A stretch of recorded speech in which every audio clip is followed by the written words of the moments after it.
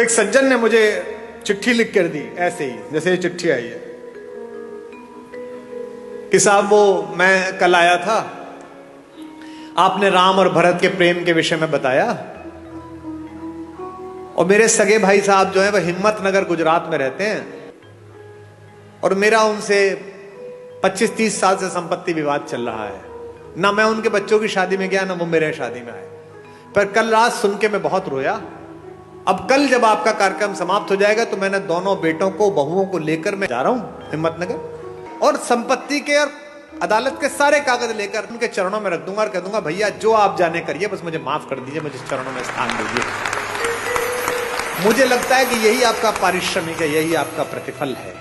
जिस समय आप दूसरे में ईश्वर देखना प्रारंभ कर देंगे उस समय ईर्ष्या, कुंठा, बेईमानी, दुष्टताएं सबका विलोप हो जाएगा।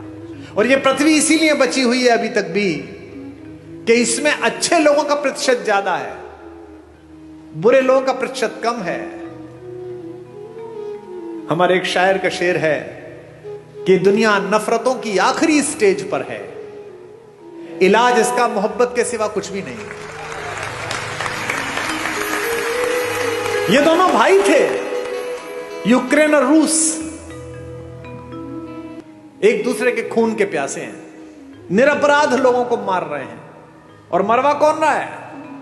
वो बाहर बैठा हुआ एक आदमी, वो यूक्रेन से कह रहा चिंता मत करना, हथियार कितने में मिलेंगे तू जारी रख।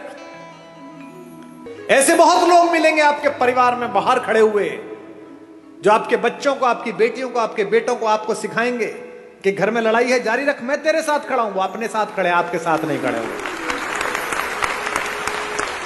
जो भी व्यक्ति ऐसी बात करता मिले कि चिंता मत करना, मैं तेरे साथ खड़ा हूं, अपने भाई के खिलाफ हो जा, बहन के खिलाफ हो जा, मां के खिलाफ हो जा, समझना कि वो आपके साथ नहीं खड़ा है। क्योंकि जो आपके साथ खड़ा है वो कह रहा है कोई बात नहीं, थोड़ा नुकसान फायदा चलता रहता है। राम से सब छिना लेकिन सब मिला। इसीलिए मैं बार बार अपने सत्र में एक बात कहता हूं, महत्वाकांक्षा खूब रखिए, लालच शून्य रखिए। ये जो आपके पास है इसे जब तक पर्याप्त मानते रहोगे तब तक खुश रहोगे। जिस दिन दूसरे के पास जो है उसको प्राप्त करने की कोशिश करोगे उस दिन कष्ट में आ जाओगे। टेलीविजन पर क्या विज्ञापन आ रहा है? ये दो भाई बहन बैठे हैं, ये एक मामा जी बैठे, एक माता बैठी है। इनमें प्रेम की क्या कमी है भैया?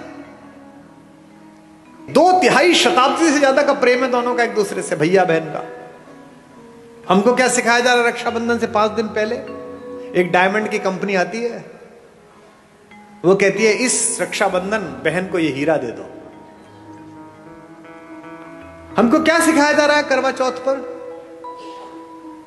ये डायमंड दे दो। यहां तक कि घर में हम कौन सा कुकर खरीदे इस पर भी प्रेम। जो बीवी से करे प्यार वो इस फला कुकर से कैसे करे इनकार?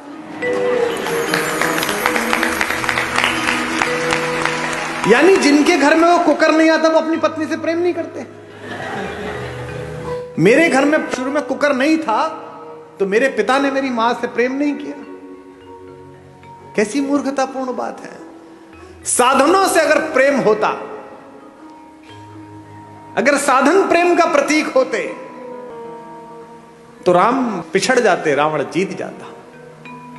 मुझसे लोग कहते हैं आगरे में एक सफेद रंग की बिल्डिंग दिखाकर के ये प्रेम का प्रतीक है।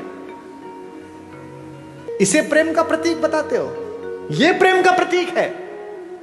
अरे प्रेम का सबसे बड़ा प्रतीक तो समुद्र के नीचे इकट्ठे हुए वो पत्थर है जिन पर मेरा राम चल कर गया।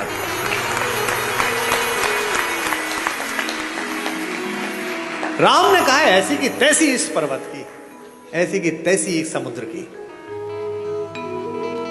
अगर मेरी प्रेमिका, मेरी पत्नी के बीच में कोई आया है तो 7 समंदर पार छुपाओ, उसके घर में जाके मारूंगा।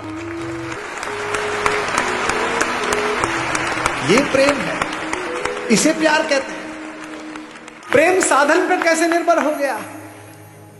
महिलाएं एक दूसरे से पूछती हैं इस बार करवा चौथ पे क्या दिलाया, इस बार एनिवर्सरी पे क्या दिलाया। नहीं, उपहार देने चाहिए, लेने चाहिए, अच्छी बात है, पर इससे प्रेम कैसे जस्टिफाई हो रहा है? कोई ज्योतिषी बता सकता है कि इस वाली शादी में इतने कैरेट का हीरा दे दो, इसके बाद तलाक नहीं होगा? बता सकता है? नहीं बता सकता। लेकिन अगर माओ ने बेटियों में संस्कार डाले हों कि जिस घर जा रही हो उस घर में जो मां है वो भी मां ही है, अगर पिताओं ने पुत्रों में संस्कार डाले हों कि जिसकी बेटी इस घर में आ रही है उसका उतना ही अधिकार है जितना तेरा इस घर पर अधिकार है, तो हीरे की जरूरत ही नहीं है, घर ही अयोध्या बन जाएगा।